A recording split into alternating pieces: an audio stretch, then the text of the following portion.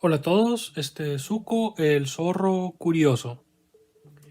En el capítulo anterior vimos cómo Galileo Galilei había creado el problema difícil de la conciencia. Al decidir enfocar la filosofía natural a lo cuantificable, relegó lo subjetivo y lo denominó el dominio del alma, algo fuera de lo físico. La ciencia siguió progresando dentro de esta fórmula, y hasta el día de hoy no se ha podido explicar qué rayos es la conciencia de manera satisfactoria. Pero, aún así, existe una explicación predominante entre los neurocientíficos e incluso los filósofos: el materialismo o fisicalismo. ¿El materialismo es en realidad una explicación sin crítica alguna y satisfactoria? Vamos a ver. Según el materialismo, la conciencia no es nada espiritual o místico, una sustancia que sobrevive a la materia. La conciencia para el materialismo es la actividad cerebral, o una ilusión, o simplemente nuestro estado de alerta, de atención a alguna parte del mundo. Algo así como estar despierto o estar consciente, al contrario de estar dormido o en coma. Digamos que dentro de esta visión, la conciencia no sería la experiencia subjetiva de algunas cualidades, sino que un proceso cognitivo donde la percepción y la atención están involucradas en el procesamiento de información para el uso voluntario por las conocidas funciones ejecutivas y la toma de decisiones. La conciencia sería así solamente algo propio del cerebro, sin ser algo aparte de éste.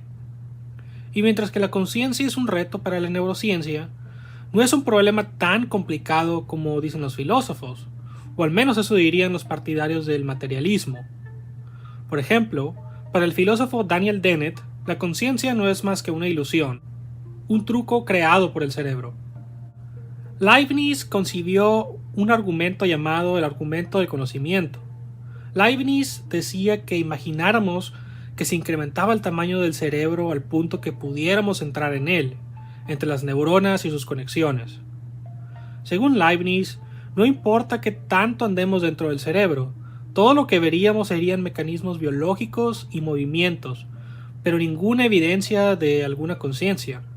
Por lo tanto, decía Leibniz, las explicaciones materialistas no son suficientes para explicar qué es la conciencia. Mientras que el argumento no es tan convincente, es un comienzo, puesto que nos hace pensar más sobre nociones que damos por sentado. Aún así, no es considerado un argumento satisfactorio. El filósofo australiano Frank Jackson concibió un experimento mental que intenta mostrar cómo es que, sin importar qué tanto conocimiento tengamos sobre neurociencia, este conocimiento nunca será suficiente para explicar la conciencia o nuestras experiencias subjetivas, las cuales mencionadas ya en otros videos. Este es el experimento mental. Imagina una mujer genio llamada Mary, que ha pasado toda su vida en un cuarto donde no hay más colores que el blanco, negro y los tonos de gris. En este cuarto, ella es expuesta a información neurocientífica, a tal punto que Mary llega a saber todos los hechos físicos sobre cómo funciona el cerebro, la percepción, la atención, etc. Por ejemplo, Mary puede saber todo lo que ocurre físicamente hablando cuando se tiene una experiencia de una manzana verde. Sabe la longitud de onda que entra a la retina, los cambios que hacen estas ondas en las células sensoriales, los llamados conos y bastones, cómo se pasa esta información al cerebro y, por último, cómo esta información se llega a usar para influenciar nuestra conducta. O sea, Mary llega a saber todo lo que se puede saber sobre el cerebro y sus funciones a la hora de percibir colores, además del blanco, negro y los grises a los que ella está expuesta. Todo, lo sabría todo sobre la neurociencia del color. Y esto sin nunca haber tenido alguna experiencia con los colores que nosotros ya conocemos. Un día, Mary es liberada de su prisión, que nos recuerda a la caverna de Platón, y llega a experimentar los demás colores que conocemos. Llega a ver árboles, con sus tonos de verde en las hojas, frutos de todos los colores imaginables y más. Según Jackson, en este punto, Mary aprende algo nuevo, obtiene nuevo conocimiento no disponible previamente, a pesar de que, como se dijo, tenía todo el conocimiento sobre el funcionamiento del cerebro y sus estructuras. ¿Qué es este nuevo conocimiento? Es esto, ¿Qué es lo que se siente tener una experiencia de los colores que conocemos, como el rojo, amarillo, azul, etcétera? El argumento se resume de la siguiente manera. 1. Si el materialismo es verdadero, Mari, al estar en el cuarto blanco y negro, tiene una teoría final sobre la experiencia del color, puesto que se le dio toda la información que pueda haber en la neurociencia sobre la percepción del color. 2. Si Mari tiene una teoría final sobre la experiencia del color mientras está dentro de ese cuarto blanco y negro, entonces no debe ser posible que ella aprenda algo nuevo sobre las características esenciales de las experiencias del color. 3. Pero aún así, al salir de la habitación, Mari sí obtiene conocimiento de características esenciales de las experiencias del color. Aprende que se siente tener una experiencia de algún color. 4.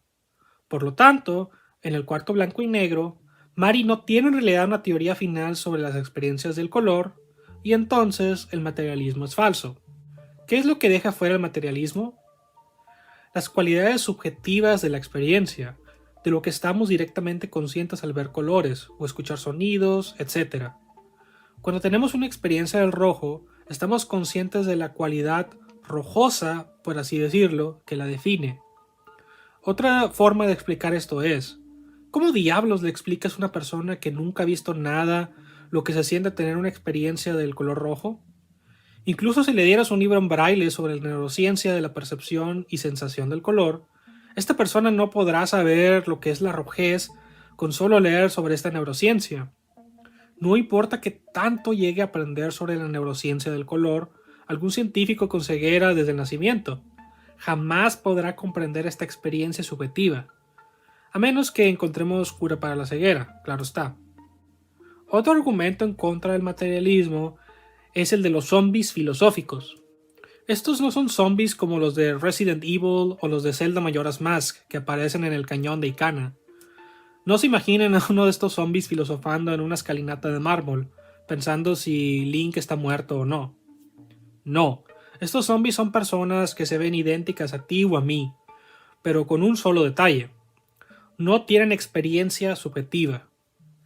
Y lo peor del caso es que aparentan tener experiencias subjetivas, ese sentido de ser X o Y persona. Y eso no podemos desmentirlo o ponerlo a prueba de ninguna manera. Si tú los ves, pensarías que tienen subjetividad y que no hay nada raro en ellos. Otro detalle muy importante es que su biología funciona y es idéntica a la nuestra. Su cerebro funciona tal y como funciona el de las personas ordinarias. Esta es la razón por la que no podemos poner a prueba su falta de experiencia subjetiva. O sea, si se cortara a uno de estos zombies con una espada, este gritaría y quizás lloraría, pero no existiría la experiencia subjetiva de dolor en él o ella. No sentiría nada.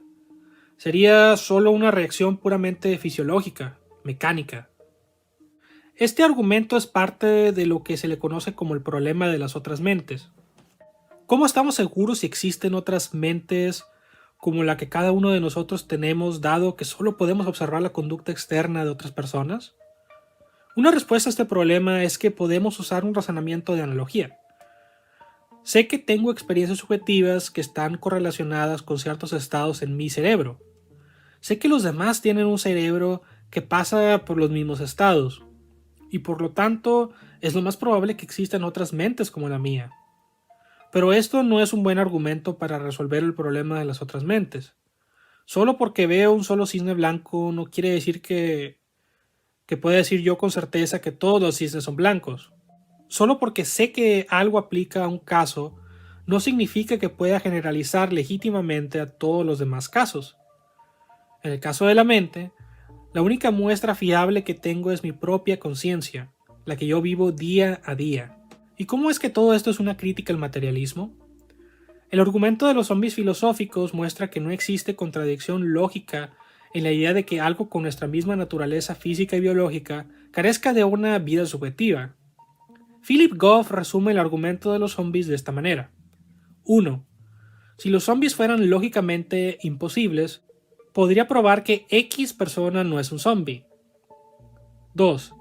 No puedo probar que X persona es un zombie. como ya se vio anteriormente. 3. Por lo tanto, los zombies son lógicamente posibles. Ya sé qué van a decir. ¿A quién le importa lo que es posible lógicamente? Nos importa lo que es real. Primero, el materialismo postula, en manera resumida y de acuerdo al entendimiento de Goff, que la experiencia subjetiva es idéntica a los estados cerebrales. No que los estados cerebrales causan la experiencia subjetiva, puesto que esto indicaría que la subjetividad es algo separado de lo material, algo que el cerebro produce como un gas o un humito mágico de pixies, y esto es algo que el materialismo intenta evadir. No, para el materialismo las experiencias subjetivas son estados cerebrales y punto. Recuerden, en el materialismo todo últimamente es materia, lo que es físico.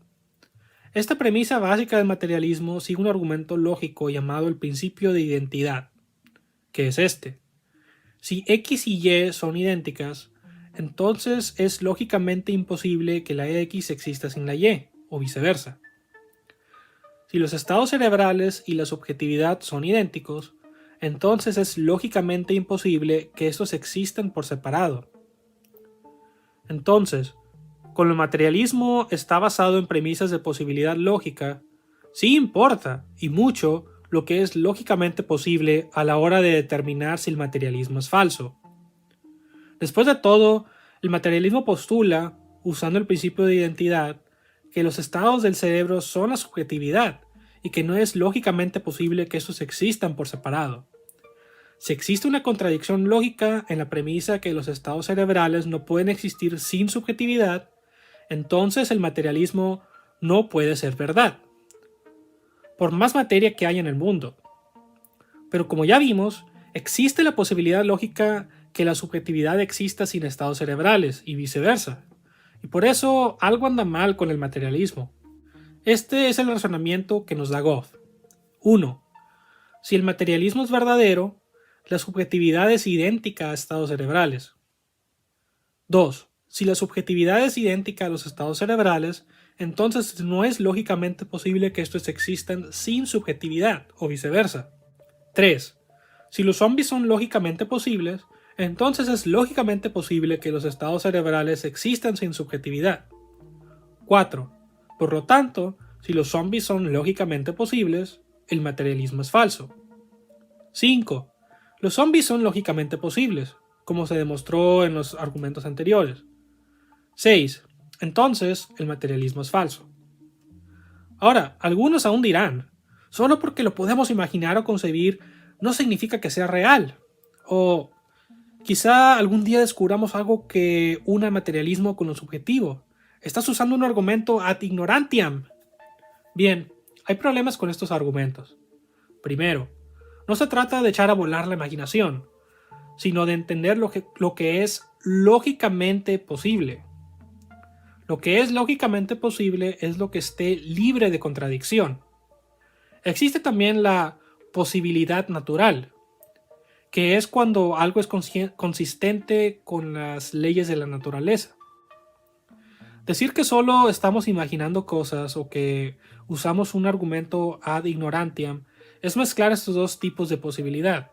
¿Cuáles? Posibilidad lógica con la posibilidad natural. Solo porque algo es posible de manera lógica no significa que sea posible de manera natural. Eso es sentido común. Me puedo imaginar un centauro, pero no significa que éste existe en la naturaleza. Pero si algo es lógicamente imposible, ni en sueños pienses que es posible naturalmente. Cuando algo es contradictorio o lógicamente imposible, ya olvídate de ver si es posible naturalmente. No vayas a salir al patio a buscar círculos cuadrados, los cuales son lógicamente imposibles.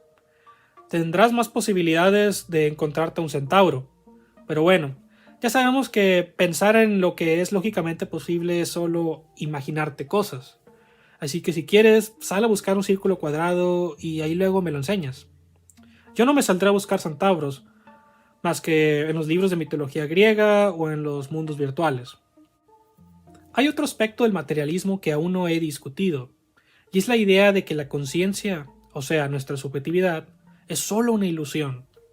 El filósofo Keith Frankish denominó esta posición como ilusionismo. El ilusionismo postula que es natural que pensemos que tenemos experiencias subjetivas, ya sean de dolor o la experiencia de algún color o sabor. Es solo que esto es ilusorio, un truco jugado por nuestros cerebros. Uno de los retos para el ilusionismo es explicar cómo es que el cerebro logra jugarnos este complejo truco, un truco que, si el ilusionismo es verdadero, es muy pero muy bueno. El filósofo Galen Strawson llamó al ilusionismo "the silliest claim ever made", que se traduce a "la propuesta más tonta que se ha hecho". Strawson argumenta que el ilusionista cree que nuestra experiencia subjetiva es solo una apariencia, pura ilusión. Para Strawson, el problema es que esta ilusión de conciencia es ya en realidad y necesariamente una instancia de lo que se dice que es una ilusión. Por ejemplo, imagine que sientes un dolor intenso en el estómago, porque esos tacos al pastor estaban muy pesados. El ilusionista te dirá que solo hay una apariencia de dolor, pero esa apariencia, dice Strawson, es ya el dolor. Si nos parece que nos duele algo, es porque nos duele algo. En pocas palabras, no existe una separación entre apariencia y realidad cuando se habla de experiencia subjetiva.